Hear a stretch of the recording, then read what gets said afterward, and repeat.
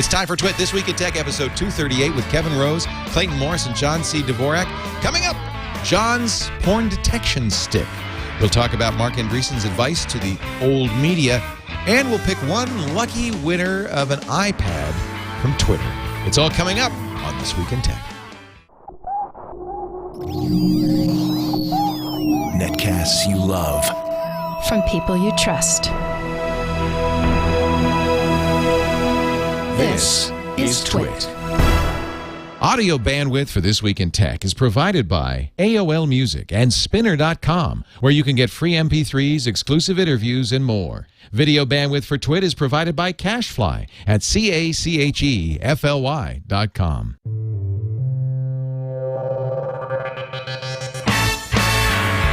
This is TWiT, This Week in Tech, episode 238 for March 8, 2010. Lisa hates technology. This Week in Tech is brought to you by GoToMeeting. Business travel can kill your company's profits, so do more, save more, and travel less with GoToMeeting. For your free 30-day trial, visit gotomeeting.com/twit. And by Audible.com. To download 2 free audiobooks of your choice, go to audible.com/twit2. And don't forget to follow Audible on Twitter at audible_com.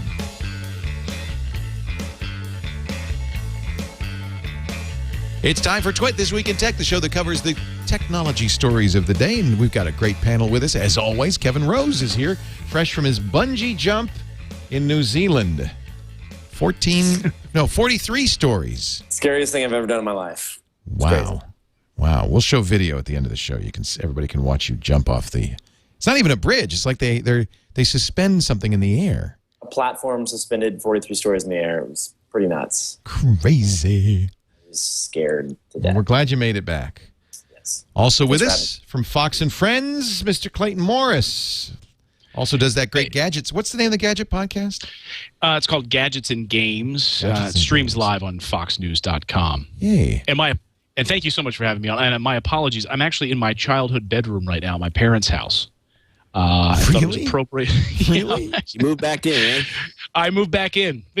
Times are tough. Wow. You know, I'm visiting. I left New York this morning, and I'm in my old bedroom, which I didn't realize until I was sitting in here doing a show. It's the size of a shoebox. Well, it looks like Dad's turned it into a little mini office as well. I mean, unless you had were the steel case file cabinets yours? No, there's so much crap in here right now. I'm surprised I found. And I looked through the closet, and you see that closet doors back over. That's where all my comic books are still stored. And I was looking for my old Sega. I think my Nintendo NES. I think my mom threw out my NES. But you got the comic books. That's even more valuable. I know, that's all. If you got the NES, you'd probably pull it out and start playing, Zelda or something, right? Yeah, I get that out in Dragon Warrior. Yeah, those were the days, huh? John C. Dvorak's here. When he was a kid, he used to play with rocks. So that's good. Rocks and sticks. And sticks in the mud. ChannelDvorak.com. Great to have all three of you here. Actually, you're following in Kevin's footsteps, Clayton. The last time you were on, Kevin, you were in your parents' house. That's right. To the mom and dad. You got to do it. You got to go back to home. Did you ever fix that smoke alarm? I know. So many people were complaining that it was beeping nonstop. Sorry about that. No, it was really funny. It was, the battery dead thing. And isn't it nowadays when you go home to mom and dad's, that's the kind of thing. They go, what? I don't hear anything. They save chores up for you. I don't know if you guys know what I'm talking about. When I go back, I have a list of things I have to do for my parents. Fix the computer. There's a whole slew of things. For years, I'd go home and mom would want me to climb into the attic.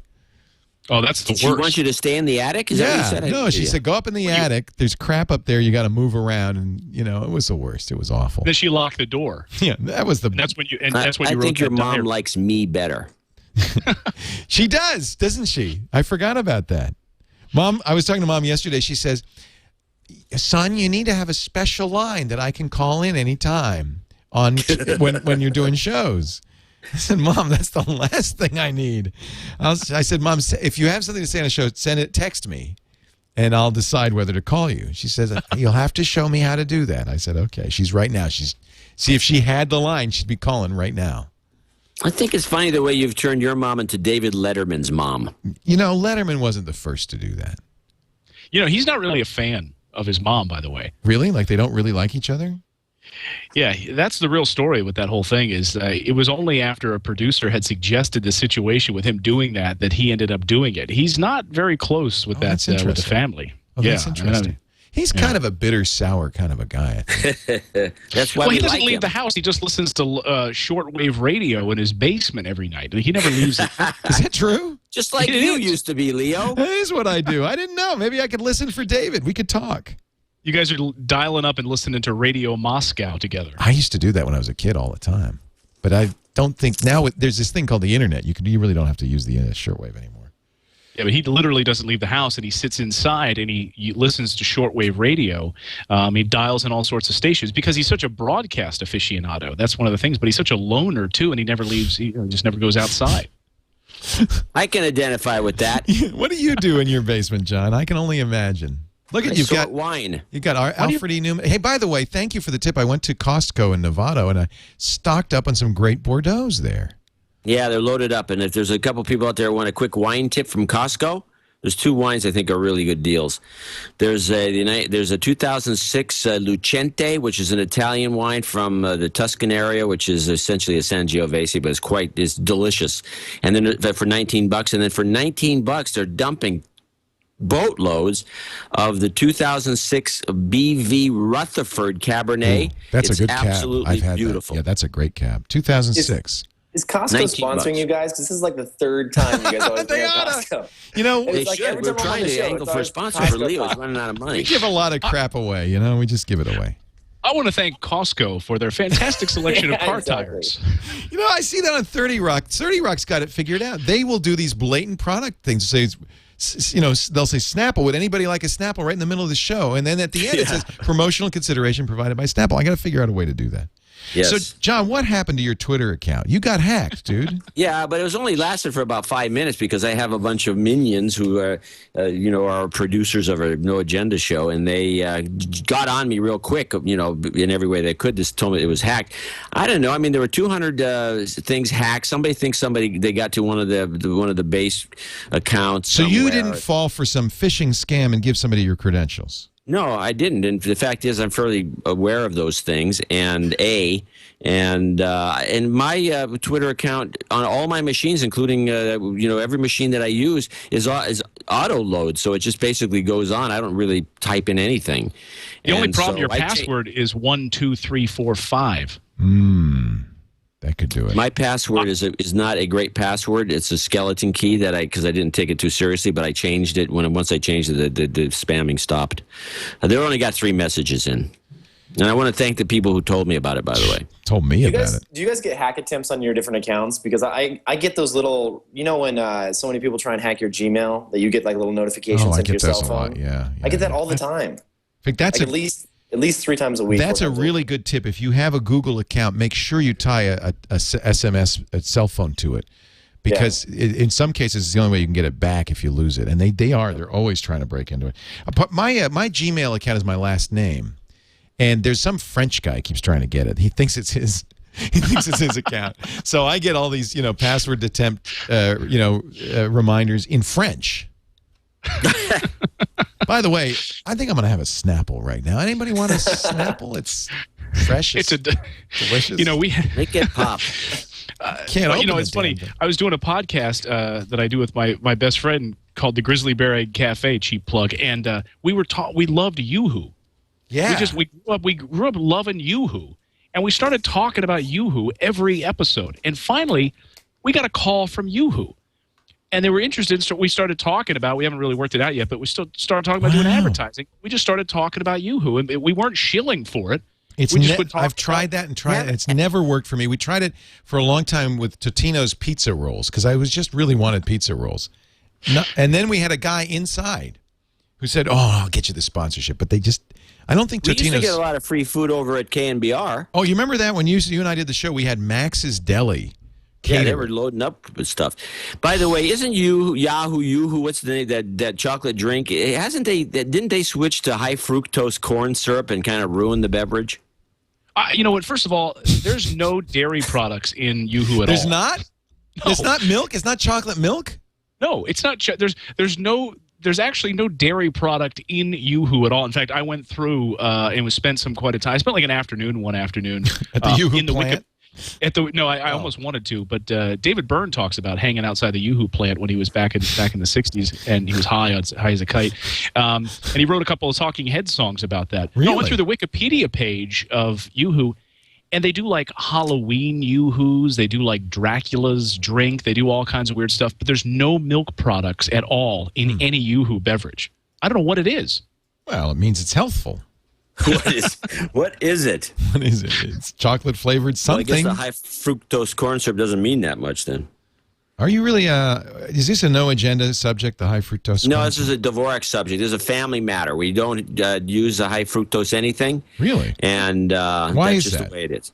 Because the stuff is, if you look at all the research that keeps coming out and then getting pulled back, it indicates it's really bad for your liver. Really? It's just a nasty it's product. scary. It's not a good thing to take. And I don't care what anybody thinks. They can send me a memo if they don't like these comments. Well, I guess that's it for the Snapple endorsement. But they don't use high fructose corn syrup, do they? I mean, I don't know. Kevin, you're a tea guy. Is there any real tea in Snapple? They sometimes have little trace amounts of tea in a lot of these tea drinks. Hey, as long as we're mentioning companies, I finally went to Samovar, which you highly recommended, Kevin. And that is a great place. I really enjoyed it. Did you meet with Jesse or no? Yeah, and I said hi to Jesse. In fact, I'm trying to get it so that we could do like a joint Dignation TWiT thing there or something. Or maybe just you and me talking tea. Let's do it. It'd be really fun. He's such a nice guy. Sure. All right, let's get to some news. We got stories. We got so many stories to talk about. How about the porn detection USB stick? Don't want it. Paraben has made a USB stick you could plug into your computer, and it's about $100 if you're a porn investigator, or maybe you just lost your porn. You plug it into the USB drive of any Windows-based PC and run the porn detector. It searches the hard drive using advanced image analyzing algorithms, characterizing images as potentially harmful by identifying facial features, flesh tone colors, image backgrounds, body part shapes, and more. I don't know what the more would be after that. More. And more. Audio recognition, probably. Oh, maybe. That sounds wait a like minute. a Throwing that mine. out there. Yeah. I don't buy this thing. First of all, it sounds to me like it's stuff, and I could be completely wrong, but the way it sounded to me when I saw this earlier this week is that it was recognizing stuff you had stored locally, right? Right. So who's storing porn locally? I don't know. Why bother, right? You just, Porn collectors. Porn, if you're collecting it, maybe, yeah. Well, I that's true. I believe the people up in Canada that do the very great program called Spy Cop that looks for really deep, the deep sort of Trojans and key collectors. You know, those, what do they call them? Keyboard, whatever. They call them deep throat. What's it called? Yeah. They're called deep throat Trojans. Well, I'm talking about the keyboard capture program. Oh, the key loggers, those hardware loggers, those are very hard to detect, yeah. Yeah, these guys do all that, and they came out with a program like this. It wasn't a key, it was just software, and I think it was like 3 years ago or 5 years ago. I don't see how, I don't know. It never caught on. The same company, I'm looking at the website, paraben-sticks.com, makes a chat stick and a SIM card seizure. This is digital forensic software. The chat stick scans your computer for chat logs. So this is really for cops who could just, come in. Is it cops or is it parents? It might be like, you think your son or daughter is doing some crazy things and you buy one of these little sticks and hopefully it gives you peace of mind or something. Keep your stick away from my computer. That's all I can say. But, I mean, this seems to me, I don't know, it seems to me weird because if you've got, first of all, kids aren't, well, maybe I'm wrong, but kids aren't savvy enough to be deleting all of this stuff. So all you need to do is just go check their browser history. You don't need to buy some stick. I put it in the folder called porn. Yeah, Come true. on, just look for the porn folder. Don't kids know how to do all that private browsing now? I mean, it's like knew two how to clicks. do that. You knew how to do that, didn't you? Kevin, there's still some issues with certain programs like the IRC for example, which depending on which version you're running, but various versions of Merc will go in and they open up an applications folder that's buried under your documents and settings, and you can't even find it with the Microsoft search on the operating system. You actually have to go by hand. You have to kind of march all your way through all these folders to delete the stuff, and essentially it logs everything you do. Yeah, but I don't know. Most consumers aren't going to use IRC, right? They're just going to go straight to a website, hit play on the video, sit back and watch it. They're not going to use Merc for sure. It's not that hard. So what about this? Apple has now announced that the iPad will be available. We think available for order. What is it, this week, and then will come out April 3rd. Is now the iPad ship date, and I don't think this is a coincidence. Microsoft announces this week that in fact that video we saw of the courier was real, and they're going to ship it at some point, at some unknown time, and at some unknown price. That kind of reminds me when they came out with the Surface announcement, right when iPhone was announced. What's going on with the Surface? I've never seen a Surface. I've seen one in real life. Yeah, they have them in Vegas. They had one over at the Metreon for a long time. Yeah, it's $10,000. It's a table. Although I have to say that some of the software and technologies did make it into Windows 7. So some of those Surface programs are in Windows 7. I mean, it was cool. You could pop bubbles with your finger, and then you just set your drink down, and it's there's a drink on the table. But other than that, I don't know what was the real practical application for the Surface. You ever watch CNN?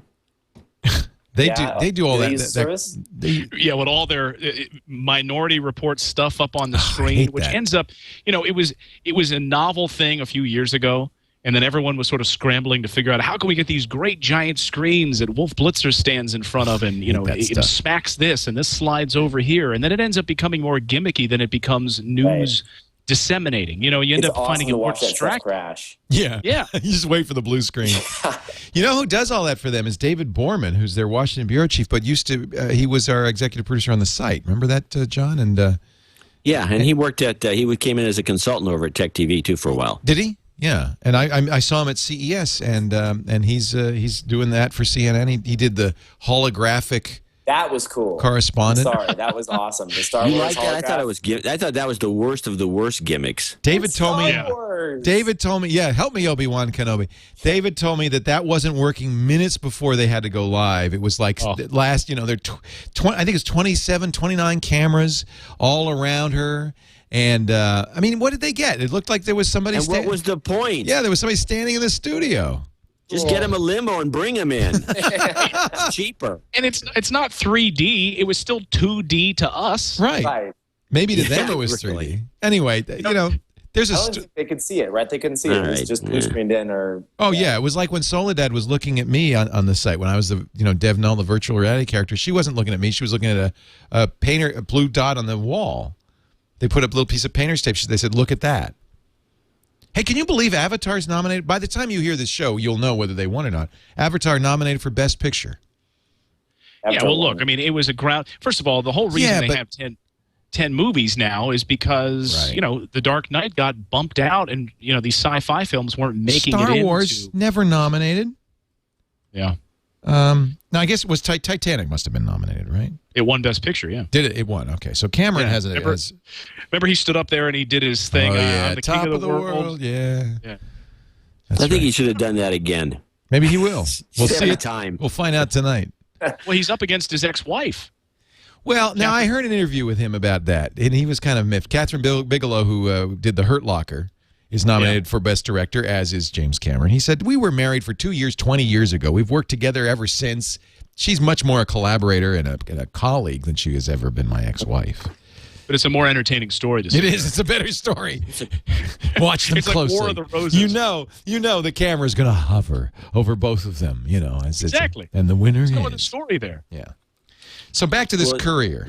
What? Go ahead, John. No, nothing. I just wanted to say that they're trying to create drama between the two of them. It's bogus. Yeah, exactly. That's called television. Yeah, the courier, I think, they're going to roll it out before they even see what... I don't know why Microsoft doesn't wait and see what the numbers are for the iPad. Well, I think they will. They're not going to get it out soon. It's 5x7. It's got 2 screens, left and right. And you remember seeing some really cool pictures and video of dragging stuff from one screen to the other. According to Engadget and Gizmodo that had this story, it's going to run on the Tegra 2, which is and the same OS is on the Zune HD. The Tegra 2 is also supposed to power that little pad out of India called the Atom.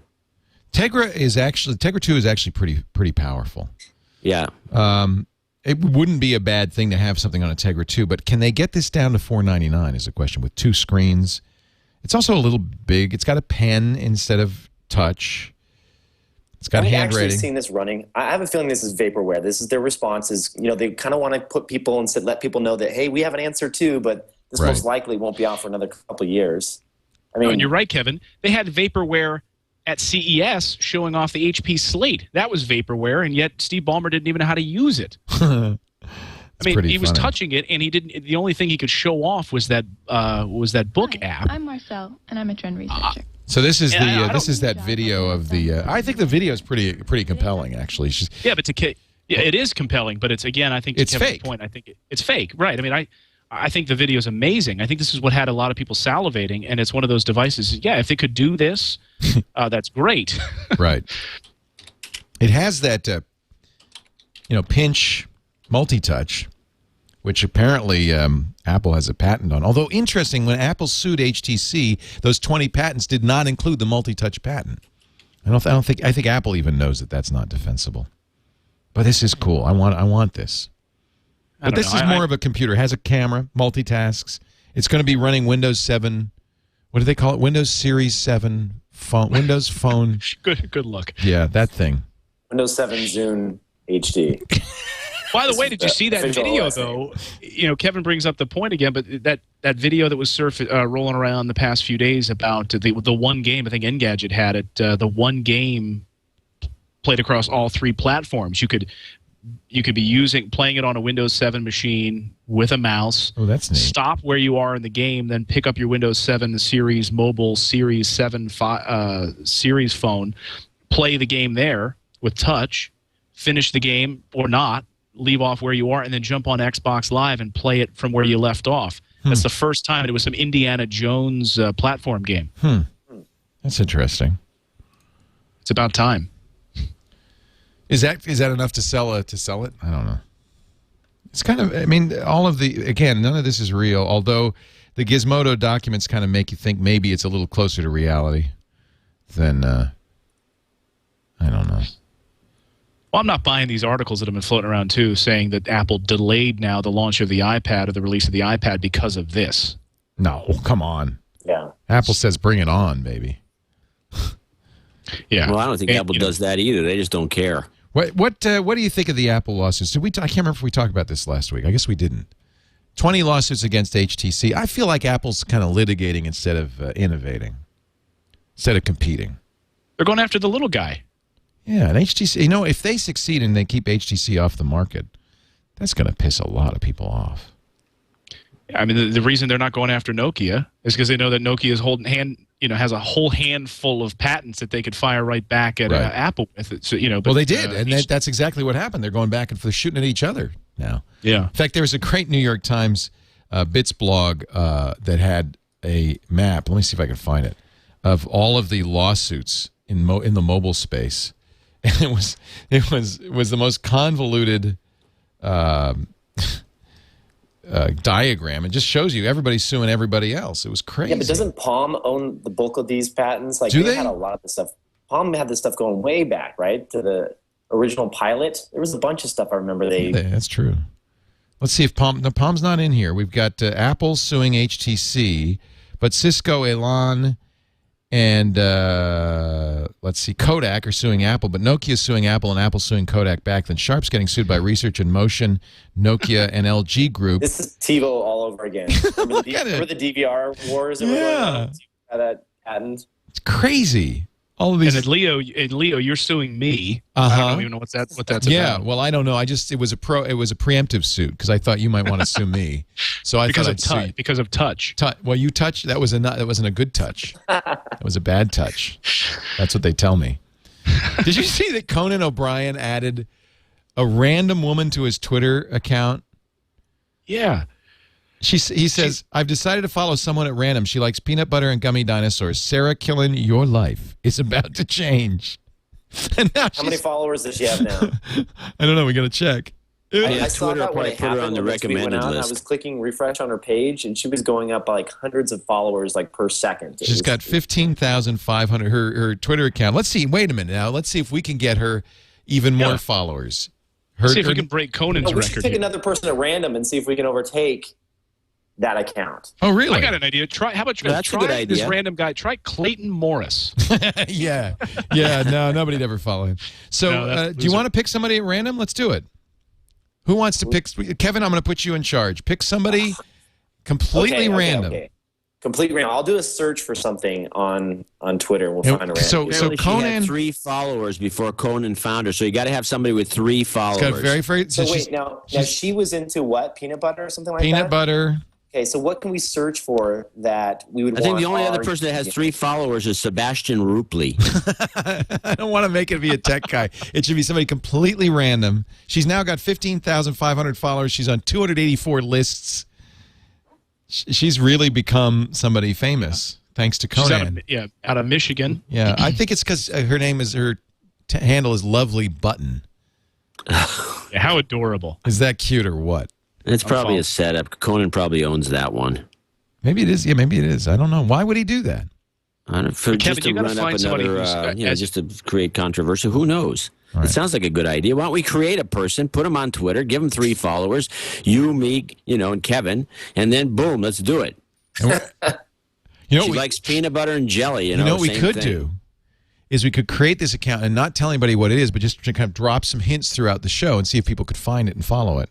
Like an Easter egg hunt. Like an Easter egg hunt. And then one of those followers would get an Apple iPad. Now you're talking. Like There's picked nothing at like random. a good gimmick. Oh, hold on. I think I may have found a user. Okay. Lisa Tickled Pink says, "I hate technology." Oh, that's it. Oh, perfect. And her handle is Lisa Tickled Pink. And her last tweet was, "I hate technology." That sounds like the right person for us. She has She's got 2 followers. 2 followers, ladies and gentlemen. All right, let's see what we can do. Because we even had we wait gave a him a second. handicap. But yeah, she's in New Zealand. Perfect. Do you know her, Kevin? I do not know her. Yeah, Kevin, what's up? All right. Yeah. All right. I want everybody who's watching this show right now. This I'm is gonna- the woman who gave you bot worms. Yeah, seriously. All right. I'm going to give her 3 followers. I'm going to follow her right now. She now has 3 followers. She's got 59 now. 73. She's What? going up. You're kidding. Yeah, refresh. Oh, man. All right. This is good. So everybody followed Lisa Tickled Pink. And we'll She's 163. 201. Let's see, 45. let's see how high we can get her before next week's episode. We'll check at the end of the episode and see how Lisa Tickled Pink is doing. Oh my God. But this does not the iPad one because that one would have to be an account that we created so we'd know who all the people were and stuff. Or should we? Well, we could. I could see who's following her. I could pick a random from her followers. That's good, yeah. All right. So this is the deal. I will pick on what is the ship I just April 3rd is the she ship has date. email notifications turned on. Like, Oh, you know, no. that's turned on by default. Oh, no. When you get a new follower. Oh no. Oh no! Oh no! I'm sorry, Lisa. Oh no! What you guys do? Kevin, you're going to prison. Do you know in New Zealand this is a federal offense? Yeah. I did nothing. You guys are enablers. She has John. Just to explain, she has email notifications turned on. Gee. So she's going to get an email for each and every one of these new Yeah, followers. you get thousands of emails Well, thanks to you guys. So far, I was against 1,122. it. The best thing is that she's underage. No, she's not. Look at She's underage. I told you not to do it. No, she looks like a very nice lady who hates technology, has tweeted twice, and is really puzzled right about now. She says, "Why? Why, Lord? What did I do? I really hate technology now." He has no idea what's happening right now. That's, Why am I getting all this email?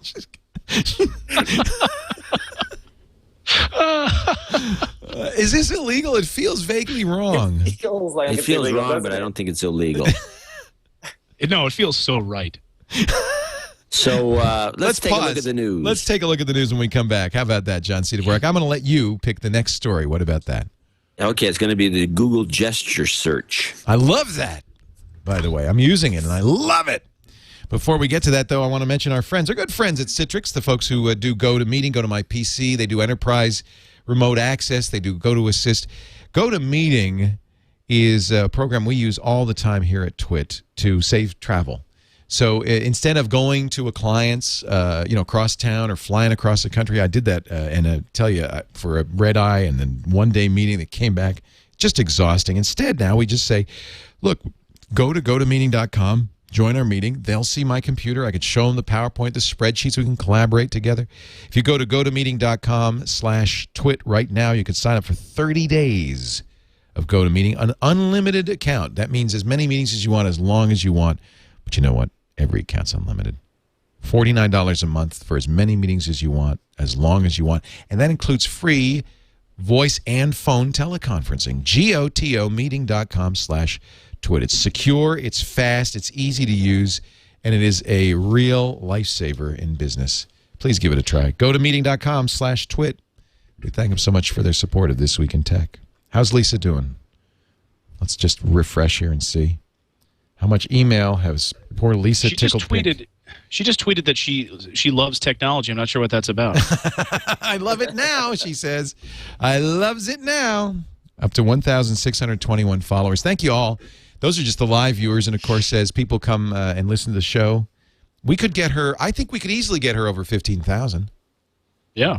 So just a campaign like this. Oh man, it's just strong. And one of the new followers, or even the two followers previously, somebody will be picked at random from her followers and will win an iPad. You know what? To make it up to Lisa, I'm going to give her an iPad too. Oh wait a minute, she's in New Zealand. I could just send her one. Yeah, that'll work. She might not know how to use it because she hates technology, but in theory, you can send her one. Okay, so that's... And it'd actually be more hilarious if you send her one of the 3G ones. That doesn't work at all. That doesn't work in her country at all. No, I'll send her a Wi-Fi. We'll give away the low-end iPad, because I think that's all you need. Are you guys going to buy the Wi-Fi? Here's what I can't figure out. I can't decide whether or not... Because I know you're going to... Leo, I know you're going to buy one. I'm going to buy all 6. Yeah, I'm debating whether or not to get the Wi-Fi one or hold out and get the 3G one.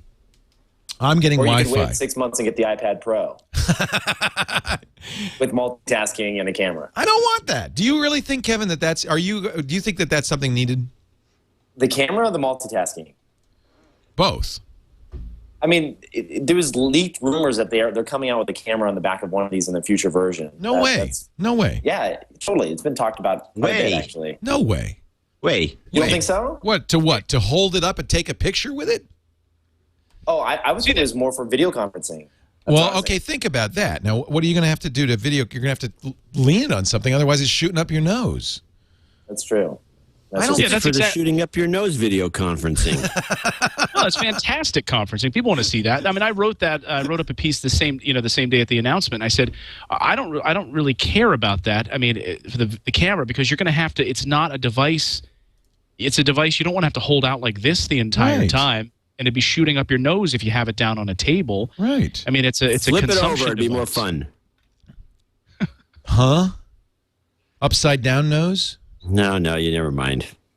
So I think that I am ignoring you. It's right now. I think Kevin may have gotten the humor there. I got it, John. Oh, so you guys, you're too hip for me. Dude, Leo, flip the device over. Where's the camera pointing? At your feet? Hey, what can we say? At your porn stick. Exactly. Hey. All right, that's enough of that. So I don't know if I thought you were suddenly on chat roulette there for a second. We did that last week. Oh, and by the way, it only took us 2 clicks. Can I tell you, I was listening. I was in Germany this past week, and I was driving down the Autobahn listening to last week's episode, and it takes a lot to get me to laugh like that. I was laughing because I knew what was about to happen. You knew. I didn't know. I fell right into it. Well, I was on the Daily Show the other night because I was one of those jackasses that was one of the people doing a segment. Oh, he did a great bit. Natalie Del Conte was on it. You were on it. Yeah, that was a funny bit. And and we, but I mean, it's a concern for kids because kids are on this thing. To be honest with you, look, kids are using this thing. That's who's on it. Right. So I knew because we had already been like testing it and playing around with it, and within like 1 or 2 clicks, you're getting some guy doing that. And I knew your second click, you guys you found some 2 clicks. 2 clicks to a dick. Basically. Sorry? Nothing. You missed a great show, though, John. That's all I can say. It sounds lewd. Very. I'll have nothing to do with this sort of thing. Very, very, very, very. ABC News says 3-month-old starves to death while parents spend hours in internet cafe. South Korea in shock today after police arrested a couple Wednesday for child neglect. The husband, 45, the wife, 41, the wife, 25, addicted to online games, spend 12 hours a night in internet cafes. Why do we keep getting stories like this out of Korea? Do they really do this, or is there just a... Yeah. Can I tell you something about my experiences in Korea? For one thing, I don't think that the general speed is necessarily as fast as they claim, but I'll tell you this. I don't care what store you go into, the person that's working the store is on the computer either doing chat or they're playing some game. Everybody in the country is on a computer all the time, and they don't wait on you. They're on the, it's like they roll their eyes when they actually have to take a sale or something because they have to get away from the computer for a minute. This is like Idiocracy. How long before we're like that in this country? I don't It's know. not too far behind. Yeah. They really like it. The BBC, and like I said, I was just in Germany this week, and I was watching a BBC special on South Korea and their internet usage, and it's ground zero. It is the most consumptive country for internet usage in the world. And they have addiction problems now to the point where they're talking about people being so disconnected from society, and they have all kinds of depressive problems from these kids that it's becoming a cultural issue. In fact, there's a new BBC show launching in the next few weeks where they're actually taking two countries and 2 case studies where they're taking one family from South Korea and they're going to force them to turn off the internet completely. No internet connection. And they're going to Nigeria and they're teaching them how to use the internet. They've never touched the internet before. And they're going to see how these 2 families fare in these 2 different countries on how they use the internet. South Korea is the worst. And I tell think you, the Nigerian couple is going to make a lot of money. What'd you say, Kevin? You've heard about the TV shows they have like dedicated to StarCraft. Like they see it as like a sport.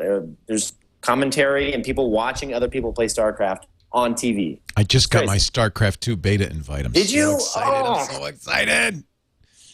You suck. You didn't get it, Kevin? No, I didn't get it. Of all people. Wait, we can get you one. We can get you one. You know people? BattleNet. Hey, we need Kevin a StarCraft 2 invite.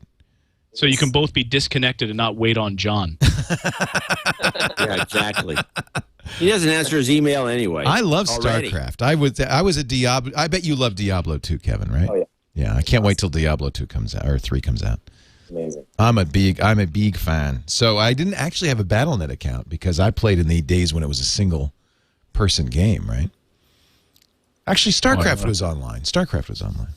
Yeah, but before that, it was a single player. I love single player. Yeah, great game, right? Yeah, the original.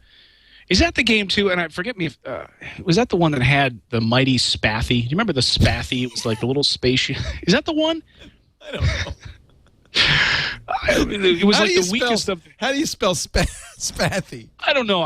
My friend and I wrote a song called "The Mighty Staffy" back in the day, back in high school, because it was the weakest ship, but it made this little doo-doo-doo sound effect, and it would get blown up within 1 hit. And I could have sworn that was from Star. 1 hit. What kind of a spaceship is that? It was extremely agile. That was the benefit of it. It was extremely agile, but if you hit it, it exploded, and that's why you didn't want to use it, but you could zip around like a mosquito. How do you? I've got to find out how Those you were spell. Scout ships. They were for exploring quickly, so you could see So the rest what's of the the map. next news story we got here? Oh, John, how about this one? Mark Andreessen, the guy who created Netscape. I think you're a friend. I think you're friends of his, aren't you, Kevin? Yeah, he sits on our board. Yeah. He was in New York City talking to Eric Schoenfeld of TechCrunch about how media companies are handling the digital disruption of the internet. And he brought up his advice for old media companies: burn the boats. You got to commit, referring, of course, to Cortez's burning of the boats when they arrived in the New World so that, basically they couldn't go home. Wasn't that the Vikings? That wasn't such a good idea. Turned out not. Well, no, not so well. Yeah, it's because they brought malaria with them. Do you think that old media companies are not committed? I've met with a lot of media companies when it comes to news and their strategy going forward. Sure, because of Dig, of course. Because of Dig. And I don't think it's just burning the boats, but it's also kind of a changing of the guard that needs to take place internally within these organizations, right? Because you have a lot of people that have no idea how to build really compelling, good websites or web experiences online. So, I mean, the New York Times is doing a really good job. I know a bunch of people that run their digital division, but it's still two separate organizations inside this big company, In fact, I think Andreessen's just saying, get rid of print, There's a battle between the print guys who say we got to charge $30 a month for the iPad and subscription, and the digital guys who say you can't charge $30, nobody's going to pay that.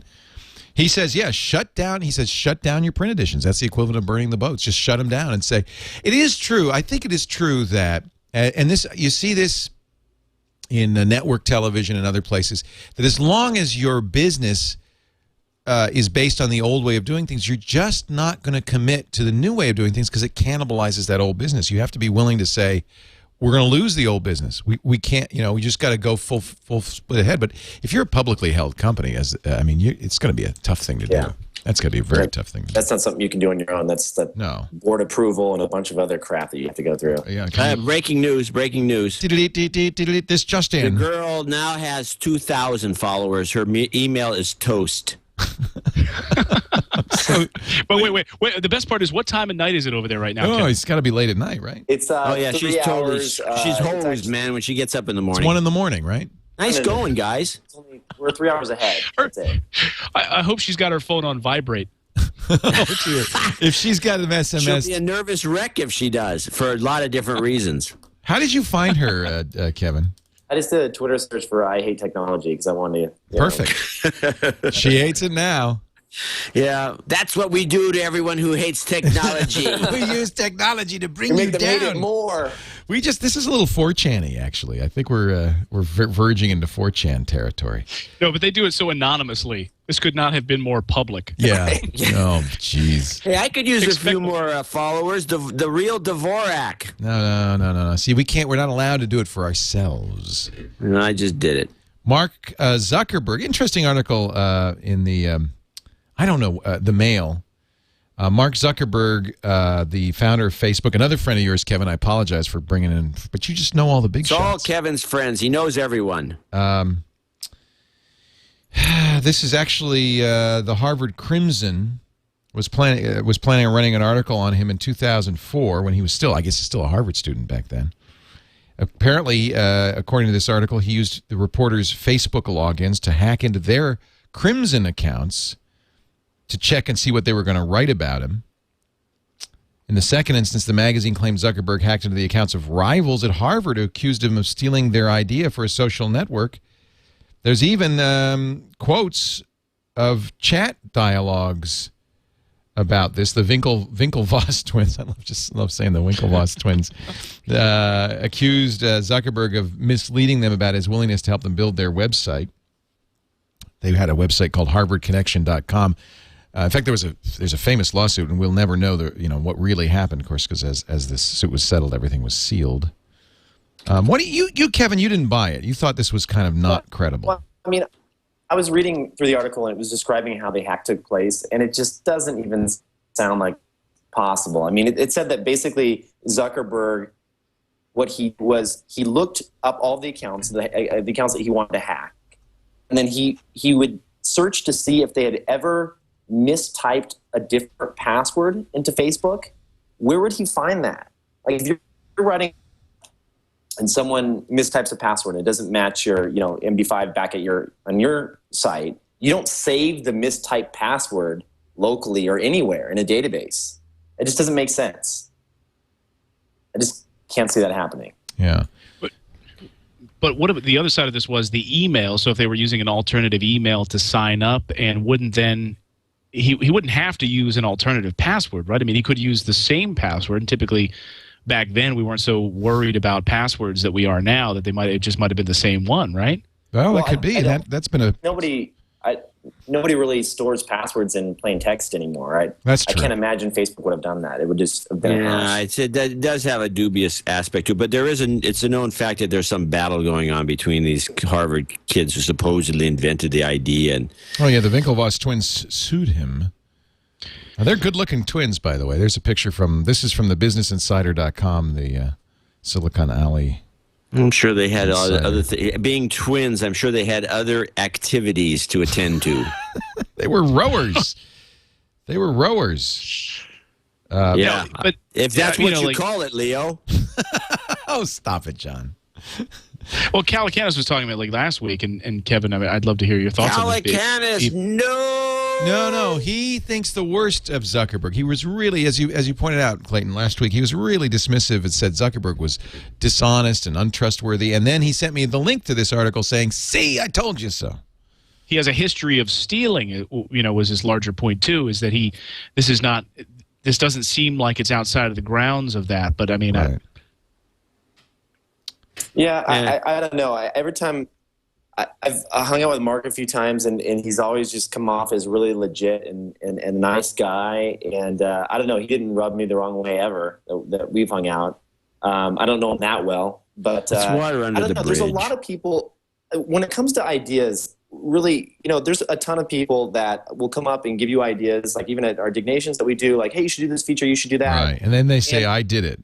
They say, I did it. And they say, well, you built this. And in reality, it's the person that goes and builds it. Right. Anyone can have an idea. You have to execute on that idea and actually go out and make it happen, right. And let me add to that. One of the things you run into is that most ideas are kind of in the ether.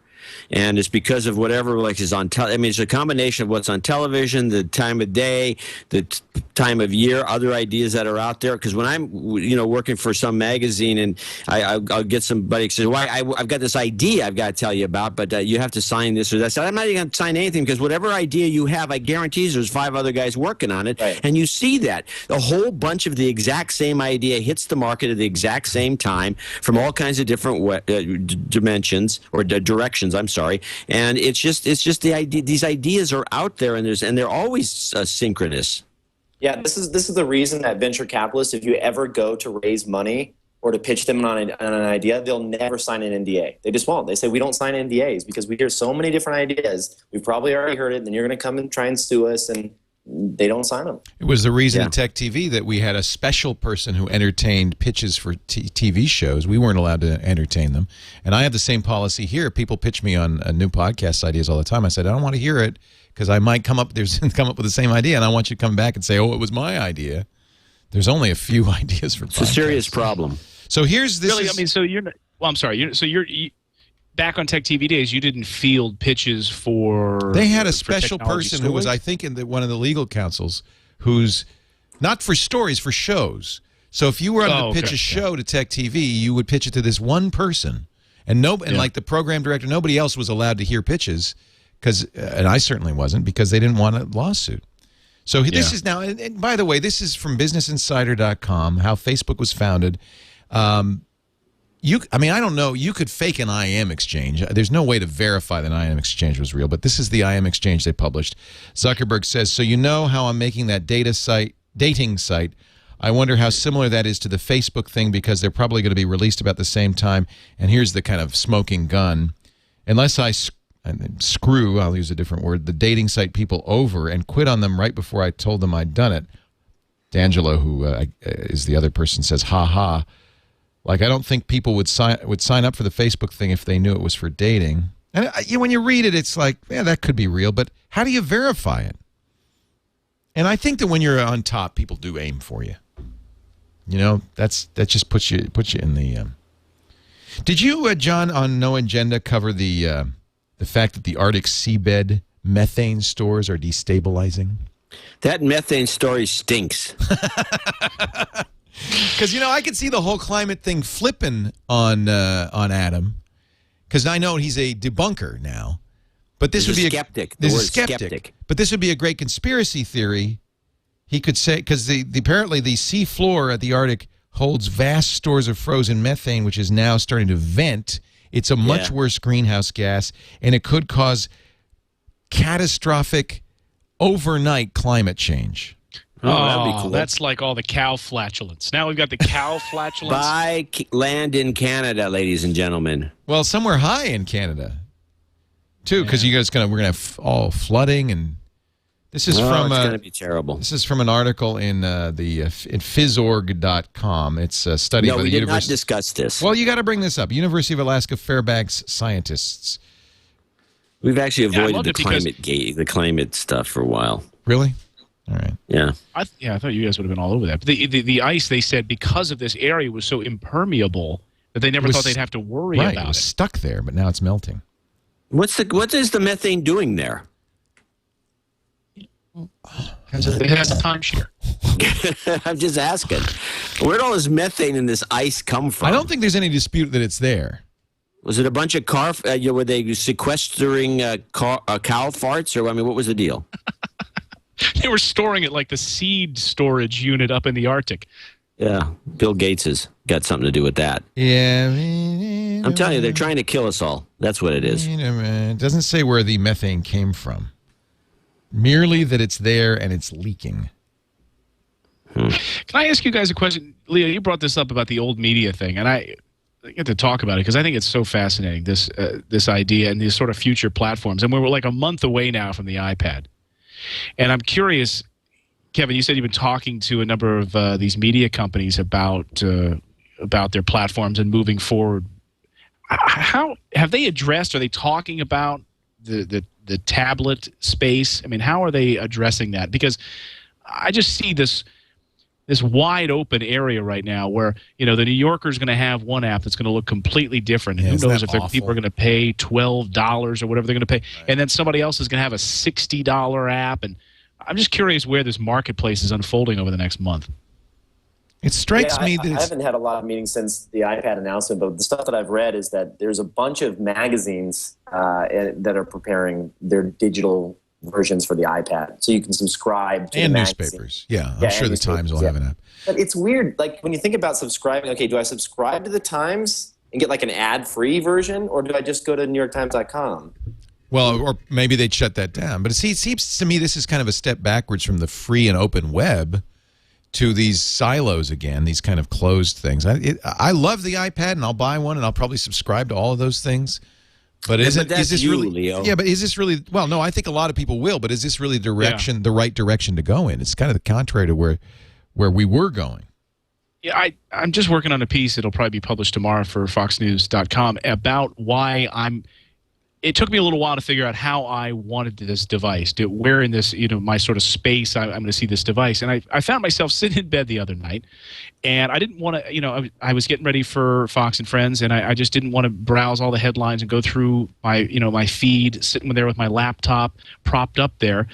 And I also didn't want to then hop up and jump on a desktop. I wanted a simple device I could just grab and I could just skim.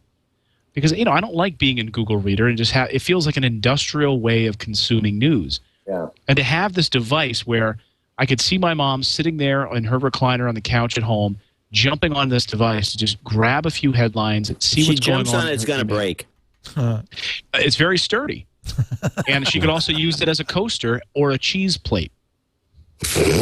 You know what she could use it as, and I think that actually this might sell a few of them, is it makes a pretty good digital... Cheese plate idea is good. It makes a pretty good digital photo frame. Yeah. There you go. That's where they're going to end up as. I did verify, though, that you could use a cheese stick to... Did you really? Now, is just a fact?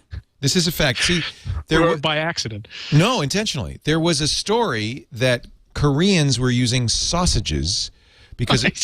You remember that? Because it was frozen. Yeah, they were using frozen because they didn't want their fingers were frozen. Oh, okay. So they were just want to make sure it's the using right these, kind of sausage we're talking about. No, like Jimmy Dean links. And yeah, it was too cold. They didn't want to take their gloves off, so they're sitting in the subway in Korea and they're using sausages on their iPhones because it's capacitance. So you need, I don't know what, you need something meaty. I don't know. So I didn't buy it. I thought that can't be. That can't be. It would get all grimy. Well, no, Yeah, but it would get so nasty. Well, yeah, but I didn't. Slim Jim on the front of your iPad. I didn't think it would work. So Have you tried licking the thing to see what would happen? Here, let me try. Try and unlock your iPhone right now with your tongue, Leo. I gotta see this. All right. See, John just provokes. All right. Will you, so, will you try licking right a socket to see Here if we it go. works? Okay, Hold ready? on. Hold on, We're ready. close We're up. ready. Okay, ready? You want a close-up? Okay. Yeah. So We gotta it's see locked. the sliders. We don't want to really see a close-up. Well, I won't touch it. That's part of the HTC patent. Lick to unlock. No, it doesn't work. It's not working. Oh, it did. It did. It worked. Oh. Now You just haven't dial a number with your tongue. I can't dial it. Well, all right. Call me. There's so many germs on that thing. Oh. No, wrong I just want to tell the passcode. chat room that we'll be going overtime. And So the deal is, I thought, well, let's try it, but we didn't have any sausages in the fridge, but we had cheese sticks. And it works. Yeah, that's the best marketing. This episode brought to you by Polio String Cheese. If it's too cold to use your iPhone. well, that's fascinating, Leo. Glad I could amuse. You wrote an article in PC Magazine this week, John, in which you think that Microsoft is behind Google's woes in Italy. Yeah, and I have a story that was kind of left out of that because nobody wants to talk about the situation. Microsoft is seriously in Italy. Italy's the only country that never licensed the Dvorak columns from PC Magazine in its heyday. And that was because the Microsoft Italy guy basically just told them they can't run my stuff there because I'm not amenable. Wow. I'm not playing ball. You were on Ballmer's enemy list, as I remember. Well, I don't know if I was really on an enemies list, but I was definitely not going to be in Italy. And Microsoft, there's a history of Microsoft in Italy. I mean, that is extremely, their tentacles are really strong in there. And so now we're having this crazy stuff happening. And so I said, well, maybe it's Microsoft causing trouble. Because they have a lot of influence in Italy. So just to recap, three Google executives were indicted for privacy violations in a video that was on YouTube Google Video for a couple of months. They pulled it down when the Italian police told them to, but the Italian judge felt that they should have noticed and pulled it down sooner. And you think Microsoft put them up to it? Yeah. I do. I don't have any proof whatsoever. I'm just going by anecdotal information and the fact that they have a lot of influence in Italy and they throw their weight around when they can. And Microsoft is on the attack against Google right now in a big way because I don't think Microsoft appreciated Google jumping on the bandwagon against Microsoft in the EU. Right. I mean, I don't blame them in some ways. And by the way, Schmidt and Microsoft have always had these little, battles between the two companies because when he was at Sun, obviously there was you had Scott McNealy, who was an out-and-out Microsoft basher. And so you have a lot of history here, and it just seems to me that this wouldn't have happened if it wasn't for Microsoft. So I'm just putting two and two together. It's just one of my, subjective columns where I, suggest this or that may be the case. I'm not being insincere about this. No. This isn't link bait, you're saying. This is something you think might actually be the case. Yeah. Yeah. Well, that's an interesting thought.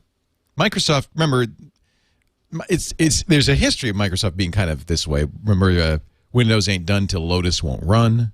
Right.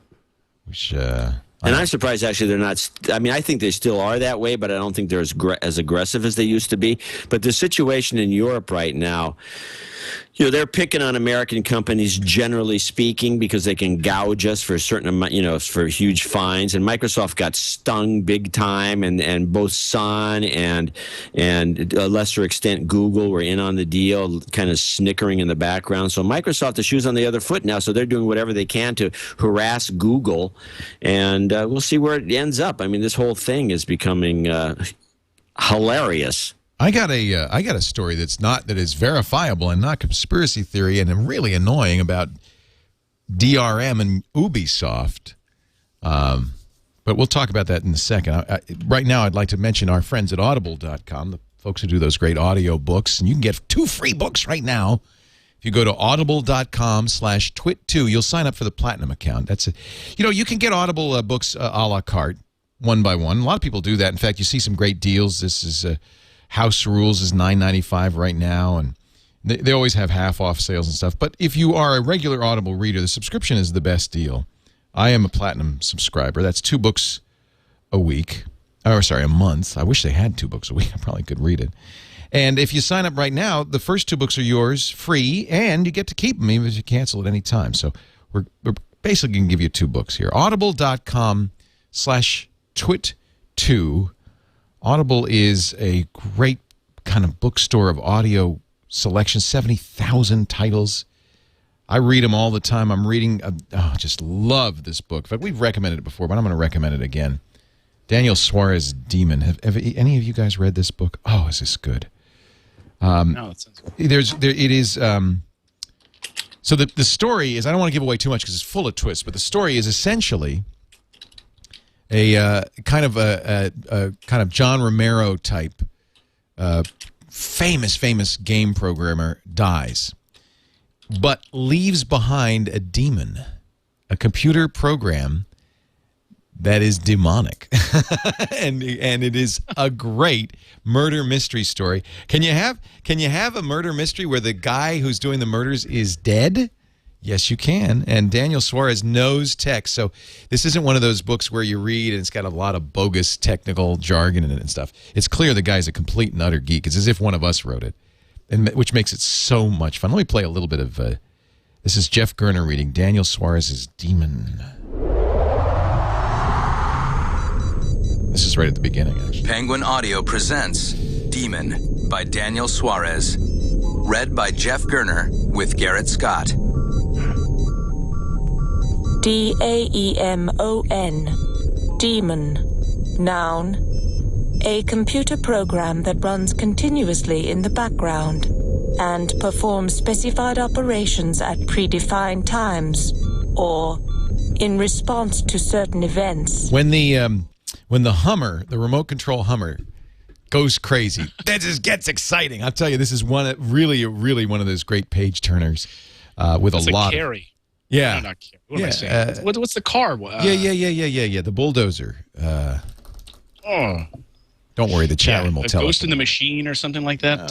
You're talking about the Stephen King book with the car. Yeah, I'm on the Stephen King because, I have to admit, a few years ago, whenever Audible first started, Killdozer. Killdozer? No, that's not. That was my first Audible book I ever bought a few years ago from TWiT, and I've been a subscriber ever since. Cool. And I'm reading Under the Dome right now. How's that? Oh, it's fantastic. Raul Esparza, and someone just in the chat room mentioned it as well. You get your money's worth out of that puppy too.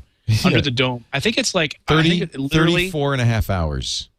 Right. I mean, you will age an entire year by the time you're done listening to this book. But now, wait till you get to the end, because who was reading it? I think Andy Anaka or somebody said, oh, man, the ending's kind of weak. Oh, really? Well, maybe not. Nice way to ruin it. Yeah. God, Commit all that time. 15 minutes into it. Oh. The first 34 hours are great. The last half hour, Right. not so hot. But, it's a great journey, and this would be a good one, too. It's the journey. That's what people say to people at graduation. Right. It's the journey that you want to remember, not where you're going. Yeah, that's right. Some of the people in the chat room are denying the week ending. Okay, good. All right, good. Paul didn't like the ending, but you know what? Yeah, the New York Times gave it a great Paul review. that said that. I cannot wait to read it. It has 4.15 stars out of 1,600 ratings. That's pretty possible 5 stars. That's an excellent rating. That's fewer followers though than Lisa. Right. What's Lisa at right now? Let's check real quickly. But anyway, audible.com/twit2. Sign up today. Get your free books. We're giving you a couple of great ones, but there's tons to choose from. Audible.com/twit2. We thank them so much for their support of This Week in Tech. Lisa tickled pink. Can I have a little drum roll, please? As the tote board goes round and round, 2,131 followers. Let's keep those followers going. Remember, one of you will win an Apple iPad. And how are you going to figure out who wins? I'm just going to look at her list of followers, and I'm going to pick it random from that list of followers. There's a program that Calicanis uses that will go and select a person randomly. I'll have to get that from Jason. I think you should, Leo, you should give her the iPad. No, I am. You weren't paying attention. She's getting one, and one of her followers is getting one, and Lisa's in New Zealand, so she's going to be one of the few New Zealanders who will actually have an iPad. And you know what would be great too? You could also be like Doug Llewellyn, because if she doesn't know, you pick a guy on her list, and she's single, and she hates technology, and then you bring these two people together, they end up getting married. Boy, there's a guy from Fox. That's how Rupert would do it. Fox. And then we'll put them on an island and have them duke it out. And by the way, we're rising to the top of Dig, so quickly go to a Dig and dig this story. And poor Lisa her picture is now on the cup on the front. She's gonna be. This is Lisa. You're queen for a day. Let me just say, you're queen for a day. Here's what Captain in the chat room says. Does Leo know that Conan asked permission before he friended his random person? Well, that's the difference between me and a network superstar. That's what I'm asking. Is it illegal? Is it immoral? Is it wrong? No, I don't think so. I think I'm making her a star. Famous. Yeah, I whether think you're doing her a favor. Whether she wants to or not. Holy crap, Leo! You had a huge story on Dig the other day. Best tech guy caller ever. Oh yeah, we were on the front page for a while. What was that all about? So I had a good week last week. I had 2 viral videos that made it to the front page of Dig, and I've had several 100,000. Nothing like Barney. You didn't get to 1.3 million yet, did you? Nothing like this stupid Barney video that John. I will never ever understand. John has 1.3 million hits on a video of Barney singing "I Love You" in his bathroom. There's nothing else. It's just it. That's it. It's the whole video. Hey, I'm a genius. Makes sense in a weird way. I guess it does. So no, I'm only at 300,000. It was a woman called the radio show. I didn't even put it up. Somebody watching said this is funny. She called the radio show and she said, "My Wi-Fi's down. I bought a Wi-Fi extender and I can't get it anymore." And I said, "Oh, well, that's too bad." And she said, "Yeah, I mean, it's just there's no signal." I said, "Well, let me ask you a dumb question." Did that call ever end, by the way? I was like... It's pretty long. I said, "Let me ask you a dumb question. You do have internet access, right?" She says, No. I said, "You have an access point?" She says, No. It's Linksys. I said, "What?" She said, "It's Linksys. I said, you mean you're stealing it?" "Well, it's so expensive to get internet access that..." And I said, and you're mad because it stopped? The person probably moved or just turned it off. Or passed away. Yeah. And she said, "Well, I've been getting it for a year and a half." Oh, that's great. That's awesome. There's another woman I've made famous, Jennifer, and I don't know, somewhere in Southern California. Anyway. So, yeah, that got on the front of Dig. And then I'm on a Horse, Old Spice. We got the... Oh, everyone's talking about that interview you did. I love that commercial awesome so video. much. So, we just called the agency and said, "Would you explain how this is done?" And so we walked through it, and they explained how it was all one shot. They actually... Okay, you've seen the commercial, right? There's this good-looking guy, and he says, "Ladies, look at me. Now look at your man. Now look at me. Your man doesn't look as good as me, but he could smell like me if he used Old Spice." And he's in a shower, but then the shower disappears, and now he's on a boat. And a shirt comes on and he's dressed, and he continues to talk, and eventually at the end of the commercial, he's on a horse, and he says, "I'm on a horse." So I thought, oh, there's a lot of CG or editing or cutting here. It's all one shot, and the final scene, he's actually standing on this boat, and he's on a gurney that without he stands completely upright, but you don't see below his waist, and it slides him onto this horse. Physically. So it was amazing. Anyway, so both of those got viral. I was very happy about that. They do that. So another breaking news. Yeah, wait a minute. Let Clayton say something. What is it? No, I was gonna riff on what you were just saying. That on the horse. We had a guy on a show. You know the guy who was in the Train Spotting? Yeah. One of the guys. Ethan something. Yeah. Scottish fella. Yeah. They did this they do these over in England where they have 4 minutes to do a commercial instead of 30 seconds. And all in they did it like in 30 takes, but he starts at like the top of this mountain in Scotland. And it was all for some sort of whiskey or something. And he ends up on the bottom? He walks for like 4.5 minutes, and all of these things along the journey, cool. like he grabs something from someone hands him a sword, a woman walks into frame, he makes out with her, he has this bottle of whiskey, he does this and that. It was like a Scorsese shot through the bar. Oh, I love that. Yeah, and everyone's Goodfellas. Yeah. Yeah, there's no cuts at all, and they do this. They can get away with that because they got 4 more minutes. than 30 seconds. Yeah. Well, you've seen the new OK Go video. Oh Yeah. my God, the Rube Goldberg thing. That's incredible. They've got to be some edits in that though. It's a Johnny Walker ad. Johnny Walker. Johnny Walker. Yeah. Guy yeah, coming that's- down from the mountain. Yeah. So the breaking news is Steve Jobs apparently has just shown up at the Oscars. No. Get out of here. Is he wearing a top hat? Is he wearing his weird hat that I apparently saw just the other day? one of our maniacs here, I guess, who was at the Oscars and also on the chat room, took a picture of him in the apparently over by the red carpet. Oh, you're kidding. Does he Let's have it in the take a chat room? look. Is it in the Let's chat take a room? look. Yeah, it's in the chat room. No, it's now. you're Did not you gonna see find the it now. weird hat, Clayton? Did you actually see it? No, he put it on when he got. I didn't see him with the hat on. He walks in, and I run into him. So, I tweeted this the other day. It's not every day you walk into work and you just run into Steve Jobs. So he's coming through the one door at News Corp, and I just walk right there, and there he is with like a contingent. And he was going upstairs because now that the Wall Street Journal moved into our building, and so he was going upstairs to show off the iPad. So, but then I heard these reports of him in this funky hat, and I didn't see him in the hat, so I was so disappointed. I don't know if it was like some sort of like jester hat with bells hanging off of it or what. They said it was just a strange hat. So here is the picture. This is somebody's posted this on his Posterous. It says, "Oh my God, it's Steve Jobs. I'm the only one yelling at him." But I'm looking where now. Steve, of course, there he is. Yeah. He is, of course, on the board of Pixar, founder of Pixar, and Pixar's nominated, so I could see he'd be there. And there he is. Oh, yeah. There's the security contingent, obviously, unless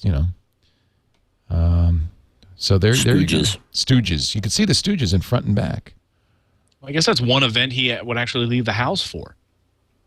I think that's great. He's obviously I think it's great. He's I'm glad healthy he's doing enough that better. he's going to the Oscars. That's fantastic. Well, It I'm just sure they're doesn't going to have seem some cameras. If they're doing their job, somebody's going to have to throw a camera on him during the presentation. No, see, this is Hollywood.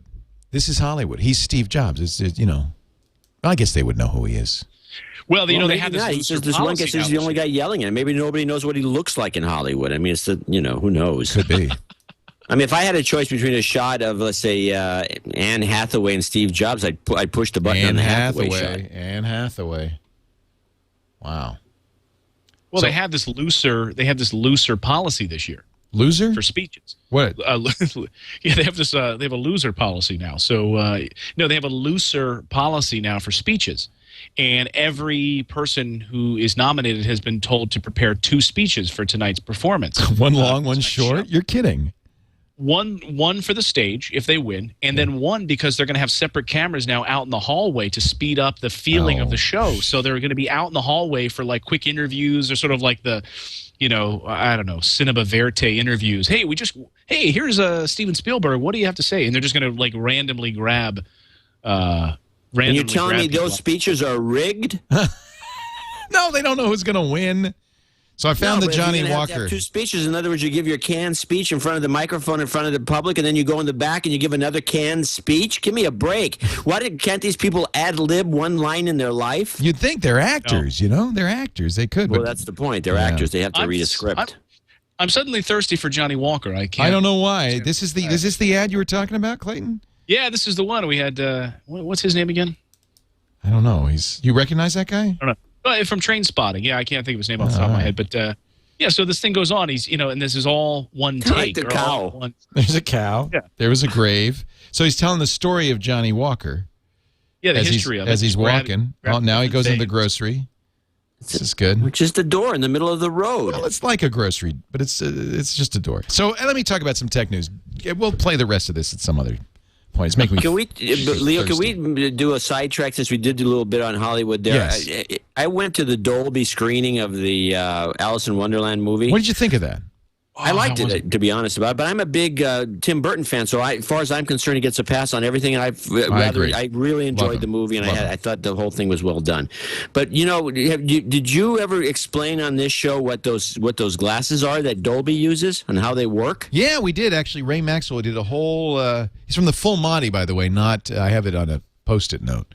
Not Full Train Monty. Spotting. He's the Full Monty. Wait a guy. minute, he's not in Train Spotting. No, he's the guy. Yeah, I think you're right. I know he's in Full Monty too, but we'll have to check. Post-it notes never lie. Anyway, so we did. Ray Maxwell did a whole thing on 3D. Those glasses. There's 3 different kinds of 3D movies. There's the Real D, there's Dolby 3D, and there's the IMAX 3D. The only one that's active is the IMAX. No, it's not active. None of them are active. Wait, which is the stuff that you can buy for your home now? Well, CES. They have a variety of different ones, and those are active because they need batteries in those. Those are shuttered. Yeah, those are bad for you. They're I think polarized? The Real D is polarized, essentially polarized. There's a circular polarized one. I can't remember the details. It's a notch filter. No, there's one that's frequency. Maybe that's the Dolby. No, that's the notch filter one from Dolby. It's a notch filter glass, right? And the notch filters are angled at different, or they're slightly different notches. Yep. And so Jesus, when you I can't figure out why they can't sell this crap. No, it's a notch filter, and apparently they're just notched slightly differently, so they can shoot the whole thing through one lens. Because it's the way the mirror spins around. It has to be done on one of those DLP projectors. And so you get this notch filter thing, which gives you the 3D effect, which is actually quite good for anybody who wants to see it. But it's a little muddy, and the real problem is because the notch filters take out half of what you're seeing. It's darker. On each eye, it's kind of herky-jerk in a funny way, so the real fast action doesn't seem to be that great. But that's the reason I think those glasses that Dolby has, I didn't ask them about this because they gave us a big presentation. I think those lenses probably cost about $100 a piece. Really? No. Yeah. In fact, one of the reasons the Not Real those, D, the notch filter ones. Right. It's a real thick lens. Right. One of the reasons the Real D is very popular in theaters. The glasses are $4 each. Or they're cheap, and the process doesn't require any special projector. They just but it requires a silver screen. It does require a modification of the screen, but that screen can continue to be used for other movies. Yeah, but it has hot spots all over it. I'm just giving you the Dolby propaganda. Oh, this is interesting. So how was Alice? Was it 3? I liked it. Yeah. I enjoyed it. I thought it was great. The 3D was outstanding. It was fine. It was a little muddy. They claim it got better colors. I'm not seeing that. But it was. I thought it was a good film. I would recommend it. So now every film is going to be coming out in 3D.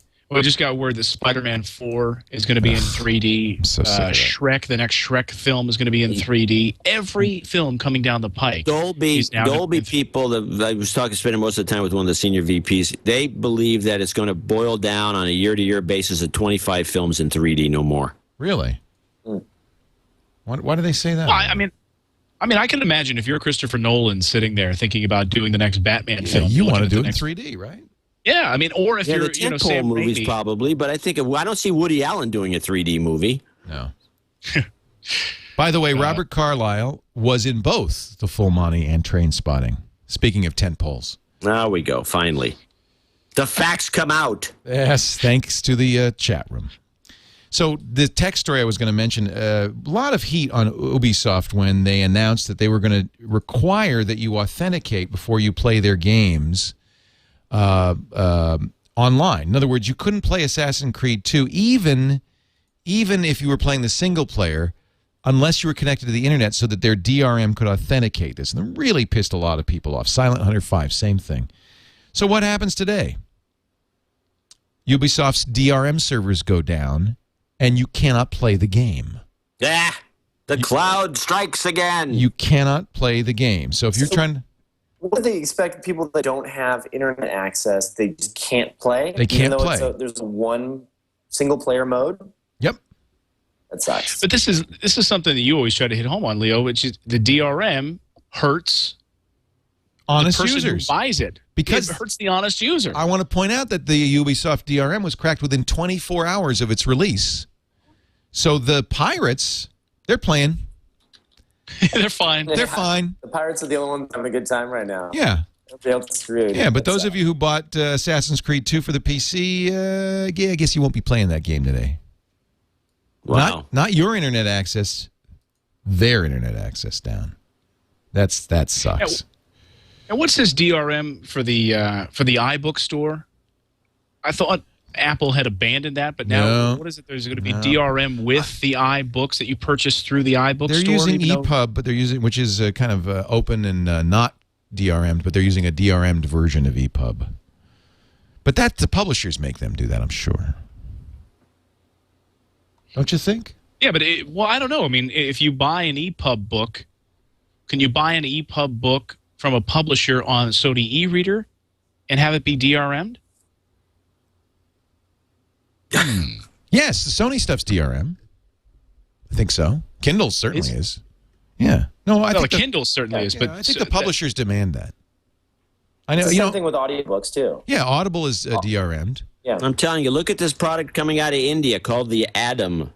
ADAM. Yeah. And it's a what? It's a pad? It's an iPad killer. And I hate to use that term since the iPad's probably dead anyway. I don't think it's I disagree. I think that's going to be huge. So this is from Notion Inc. And it will have Flash. It will have 1080p. It will have twice the battery life, and it will run Android. And by the way, yes, there's a camera on it. And it's $350. Okay, that's great. Okay, that's great that it'll run Android. But the problem, again, with these devices is they run a version of the operating system that's not optimized for the device that they're on. I agree.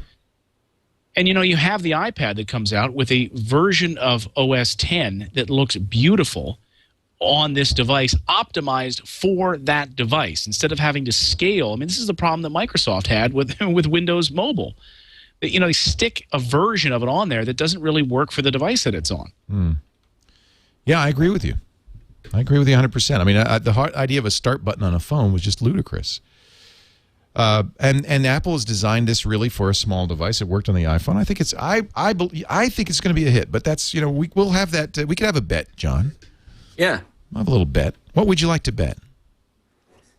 I already have a bottle of wine. A bottle of wine. Leoville wine. From Costco. Costco Leoville. Leoville's a very good Bordeaux.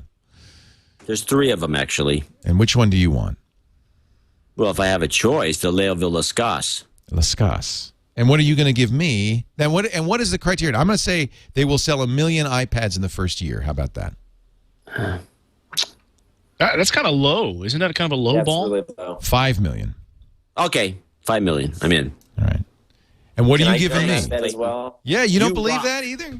All right. Oh, no, I believe they're going to sell 5 million. Easy. Absolutely. They're going to sell more than that, but I lowballed. We'll see. And what do I get if they do? I get you the bottle of fantastic wine. $19.99 at Costco. I've had that wine. By the way, those wines are good. I know. They're fantastic. I'll get you something better. They're fantastic. All right, one more check to see how our queen for a day, Lisa Tickled Pink, is doing.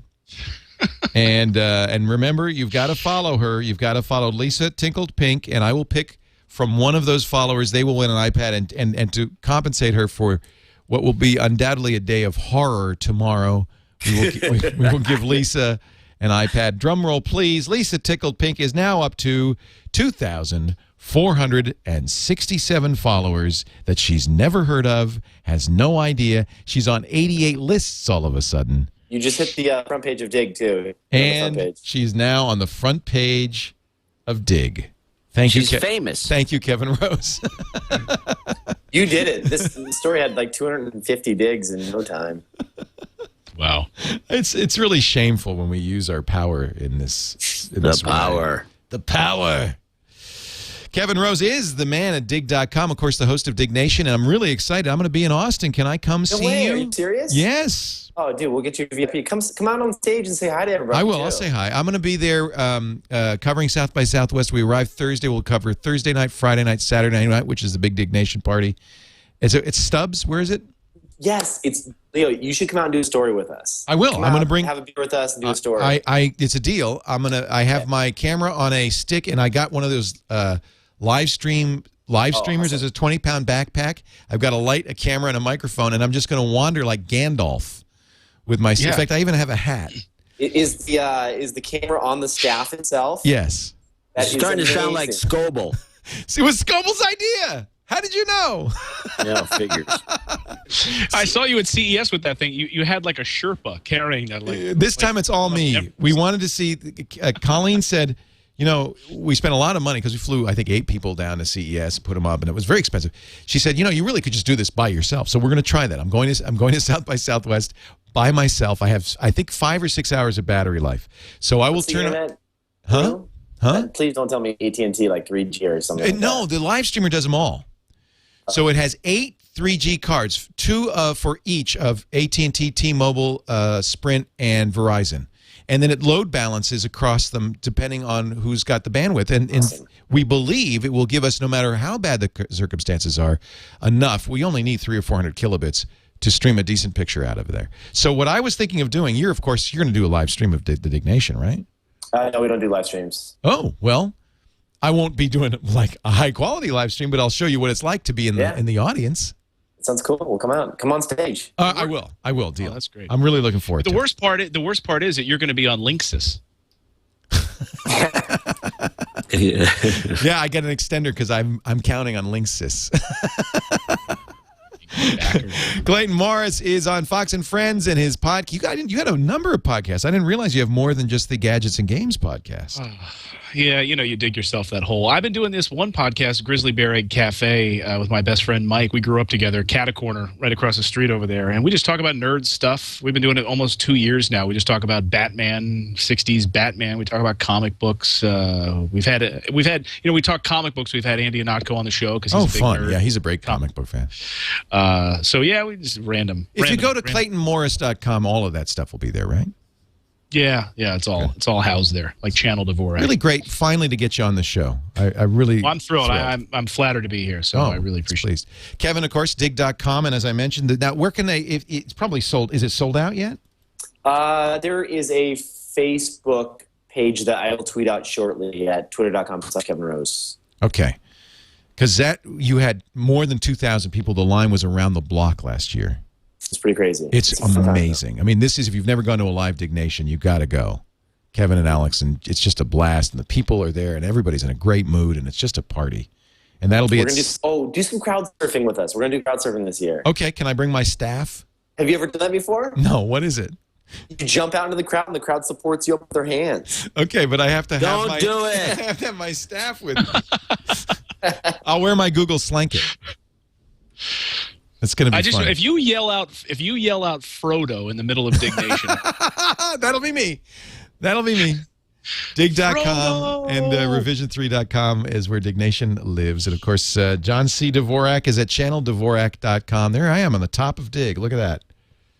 Leo Laporte takes a stranger to the top of Twitter and the top of Dig. Amazing. While you guys are at South by Southwest, I'll be weeding. Is that a code? Just weeding. No, I'm going to be digging up weeds. You know, they're cropping up all over the place after all these rains. I gotta clear them out of the backyard. Watch out for those blunts. The weed whacker. Yeah, Dvorak.org/blog, channeldvorak.com, noagendashow.com, the whole 9 yards. JohnnyWalker.com. Can I say something about John's blog, by the way? Yes. I don't know if please do. John, I love your blog. Good man. It is a great blog, Dvorak Uncensored. I love it. Because I got to say, I do, pitch meetings for Fox and Friends, and I always try to find irreverent stories, because we're always going to have the healthcare stories. We're always going to have this. I always try to find the stuff that makes me laugh, and I swear to God, the stuff that you have on your blog ends up making me laugh, and it hits my sense of humor. So I end up pitching, thank you, because just like Leo ends up taking a lot of stories from Dwight for shows, I end up taking a lot of stories from you, from your blog for That's Fox. awesome. That's great. We are a source. Thank you very much. Dvorak.org/blog. Thank you all for being here. Let's real quickly check one more time and see how poor Lisa is. Oh, wait a minute. I've lost her. I think she's flattened out. She's flatlined. No. Let's keep her alive, kids. Tickled Pink. I hate technology. 2,796 followers. And when we come back next week, we want to beat Conan. He only has 15,500 for his victim. we want more for our victim. And one of you is going to win an iPad. And Lisa, you get an iPad too. My deepest apologies for selecting you without asking your father's permission. Another twit is in the can. Doing the twit.